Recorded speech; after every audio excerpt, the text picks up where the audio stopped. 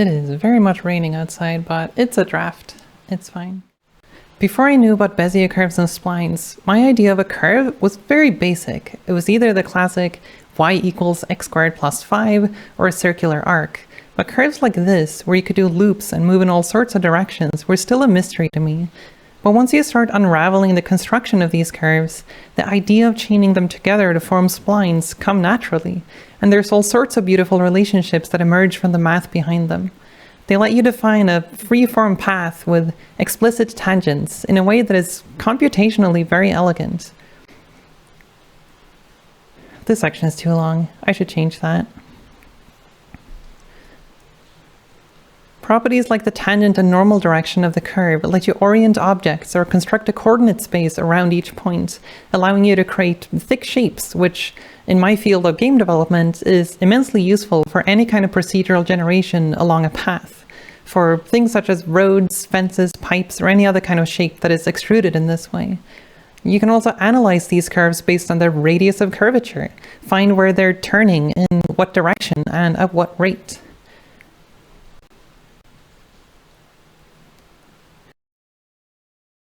You can analytically evaluate the bounding box of these curves, which is useful in a lot of optimization problems, such as when doing intersection tests.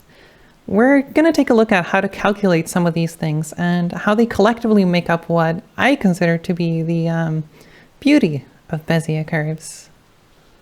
Well timed. I did it. Hell yeah.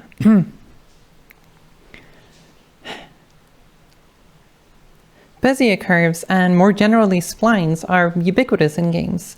You'd be hard-pressed to find any animations such as this camera moving along a path that are not based on splines. These types of paths are everywhere, not just for animations, but also 3D models generated along a path, such as this roller coaster track where you can easily tweak by bending and twisting and extending it. I also used them in my own game Flowstorm to create the smooth, curved track you slide on. The level editor explicitly allows you to create connected curves in a spline and lets you control Bezier curve handles, which might look familiar to those of you who have used the pen tool in Photoshop, which works very much in the same way. But how do you create Bezier curves? Let's start at the beginning. Let's say you have 2 points, P0 and P1, connected by a line segment. Now imagine a third point, P, between those 2 points. The position of P could be described by what is called a t-value, a value between 0 and 1, similar to a percentage, where t-values at 1 moves it to P1, and t-values at 0 moves it to P0, and any values in between are a blend between the two. This function is called linear interpolation, or LIRP for short. Mathematically, you can write it as 1 minus t times P0 plus t times P1. Now, what if we add another point? We now have 2 interpolated points, one on each line segment, lerping on their respective line based on the same t-value we saw earlier, and connecting those 2 points we get another line segment. If we then add a point to that line that also lerps based on the same t-value, we get what is called a quadratic Bezier curve. But we don't have to stop here. What if we add another point? We repeat the same process. Add 3 points, connect them. Add 2 points, connect them. Add the last point. And this point will now follow the path of the cubic Bezier curve. What's beautiful about this construction, to me, is that it works no matter what points we use. We can change the shape to anything, and following the same rules, it will give us this smooth path. We're going to focus mostly on this cubic Bezier curve for the rest of this video, since it's the most common one.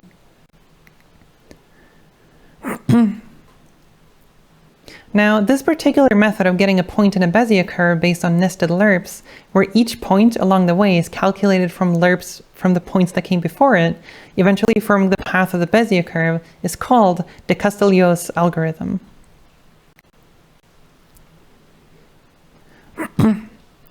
I personally love it because of its numerical stability and just how easy it is to remember. It's just lerps all the way down. But there is another way we can interpret this. Let's start by writing out the math for all of our lerps. Then let's expand this formula entirely. And let's also color code the points so that it's a little bit easier to read.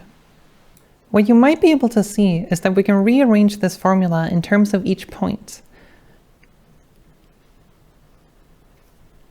First, each point can be visualized as a vector from the origin. And then this is where it gets interesting. Each of them are multiplied by 4 polynomials based on our t value. And this is what the polynomials look like, where we have t on the x-axis.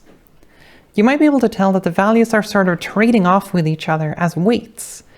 In the beginning, the red weight 0 is very large, but as the t value increases, it shifts across the points until the last weight 3 is of the value 1. This is what's called a weighted sum, where each of these weights together add up to 1 at any given t value. So let's apply these weights to the vectors. And as you can see, they trade off weights exactly the same way. And so, just like the formula says, let's add them together. What we get is exactly the same behavior as with the lerp method, but using a different interpretation of the same math. This follows the very same Bezier curve we got with the lerps.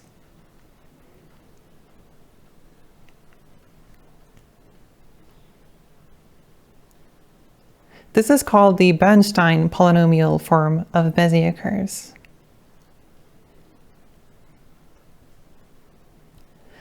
Now that we've factored out the points, it's very easy for us to get additional properties. For instance, the derivative.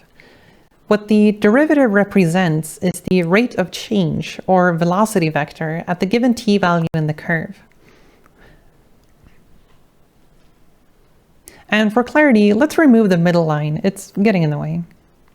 Now, something I think is really fascinating with the derivative is that the derivative itself of the cubic Bezier curve is a quadratic Bezier curve.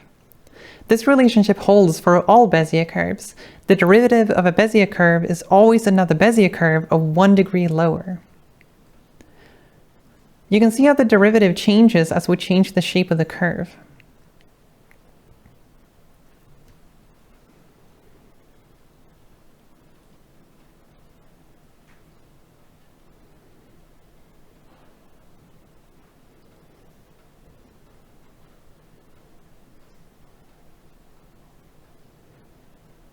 So why is it useful? Well, the derivative is tangent to the curve, which means that if we normalize it, we can not only get the tangent direction, but also the normal direction of the curve. And as soon as we have the tangent and normal directions, we can start getting local coordinates that are offset from the curve. And this is the key to getting offset points that we can use to generate things such as roller coaster tracks that we saw earlier, or maybe roads for, a game with cars.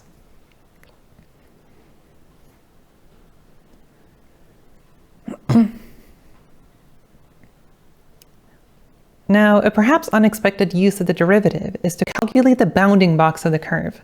Bounding boxes are used extensively in game development to optimize culling and intersection testing with, say, an infinite line. We can first check if the line intersects its bounding box before doing the more expensive curve intersection tests later. So, how do we get this box? The naive solution is to simply use the control points of the Bezier curve. This can be good enough, but what we really want is the tight bounding box.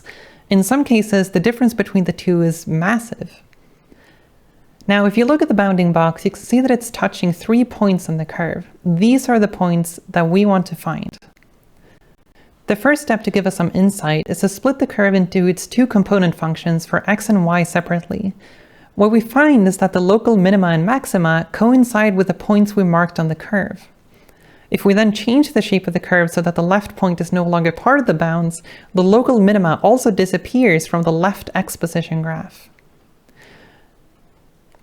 And these local extrema exist where the derivative changes sign. So if we instead look at the derivatives, the t value is at their roots, which is where we have our points.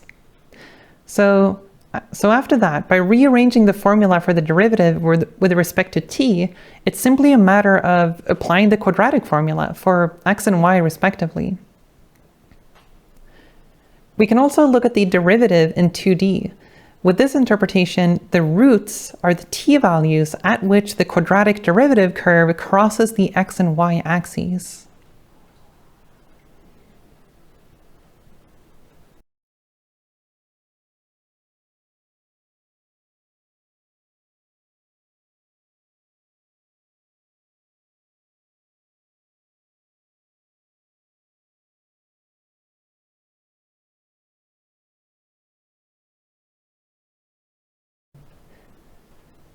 And that's one way of analytically getting the bounding box of a cubic Bezier curve.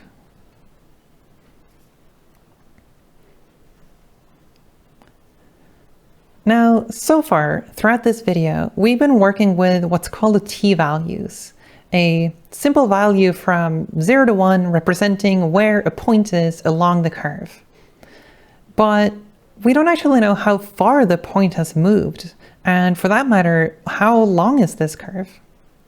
Unfortunately, this is why Bezier curves are less beautiful. There is no closed form solution to the length of a cubic Bezier curve. This integral is an elliptic integral, in other words, sadness and despair. So we have to approximate it. One way of doing that is to subdivide the curve into line segments and then sum the length of each individual line segment. The more segments we add, the more accurate our measurement will be, though, of course, it would also be more expensive to calculate the more samples we have.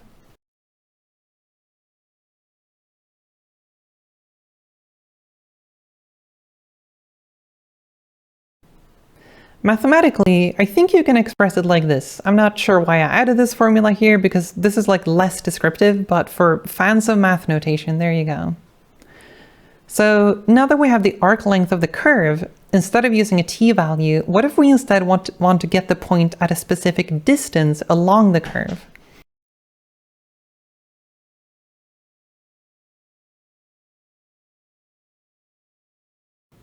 Well, we have the full arc length, so we can simply divide our distance value by the arc length and we'll get our t-value, which we can then evaluate as usual.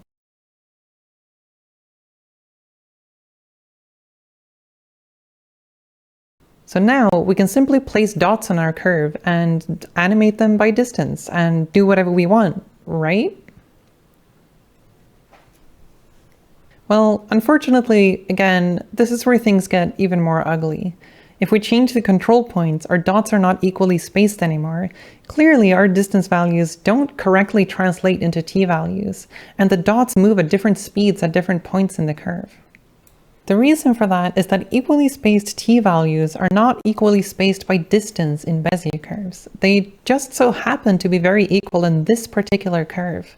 But why? Well, one way to analyze this is using the derivative. The derivative can be interpreted as the velocity of the point. If our points move at different speeds along the curve, it means the magnitude of the derivative is not constant. In this particular case, you can see the derivative lies within a circle, which means the speed is almost constant across the entire curve. But use any other curve and you can see that it's no longer circular at all. Now, the speed changes across the curve and our dots no longer have equal spacing. Pushing it to the extreme, the differences in point spacing will become very apparent.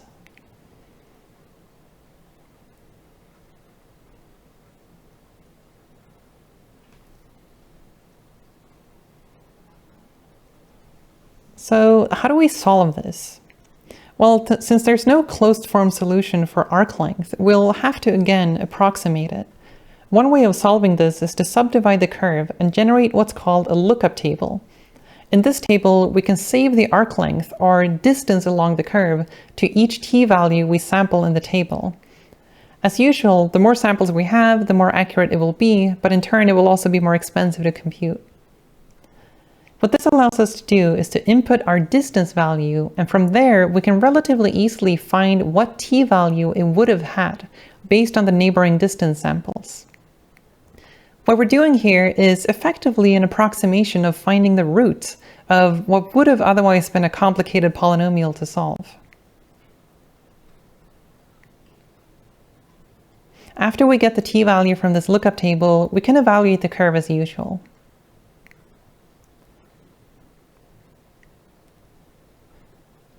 Now, if we bring back our dots, as we change from equally spaced t-values to equally spaced distances, they reach a much more comfortable spacing, and our animation has a nice uniform speed across the curve. Approximating it like this is a little messy, but it's unfortunately the best we've got, as cubic Beziers just don't have a closed form solution, but usually it's good enough in practice. What we just did was an approximate solution to what is called arc length parameterization. As you can see, Bezier curves are sometimes a little messy, but the simplicity of their construction and the flexibility of their uses, I think they're beautiful, despite their flaws. I don't have to know the exact arc length, you know? We can approximate that. It's okay. I can still animate a camera along a path and make it fly through some fancy scenery, just like in my favorite games. I even used 3D Bezier curves in RGB color space when I wanted to blend the point colors of the curve back in the polynomial section. Of course, Bezier curves are not the only ones out there. There's a whole cinematic universe of splines, but for now, that's it for me. Thanks for watching. And in this section, I want to have like a long improvised section with like footage of me thanking everyone for supporting me on Patreon. I might also talk a little bit about how I made the video, since I imagine people might be curious about that, because the video was made almost entirely in Unity. Yeah, I think that's what I want to have here. I have a few other like credits I want to add. I need to thank Jazz Mickle, who's doing the music for this, which doesn't exist in this video. And I also need to thank 3Blue1Brown for like pushing me to actually finally release a video, since, you know, my polygon triangulation video kind of slipped into hell as it was really difficult to finish it because I just set up a terrible workflow and the issues kind of just snowballed. But yeah, that's what I want to have here. After the credits section, I'm going to probably add a little like clip from my stream, because I was streaming while working on this video. I think there are some like bloopers that might be fun to include at the end. And yeah, and if your name is incorrect, be sure to fix your name on Patreon. This whole system is like automated. I made it like pull all the names from Patreon. So it's hard for me to do exceptions to specific people. So just make sure your Patreon username is the way you want it to show up, and it should show up correctly in the final video. Yeah, if you have feedback, feel free to leave feedback. I'll link the document where the entire script is written out, and you can just leave comments if you have any like constructive criticism. Try to keep it to like the pedagogical side of things, in terms of like, you know, what was easy to understand, what was hard to understand, what could I have clarified a little better, were some sections too fast, were some sections too slow, and so forth. I noticed there's some audio issues with my microphone that I need to fix before recording the final video. But yeah, otherwise, I think that's it. Yeah, thank you so much for watching this draft of the Bezier curve video. So yeah, thanks again for watching.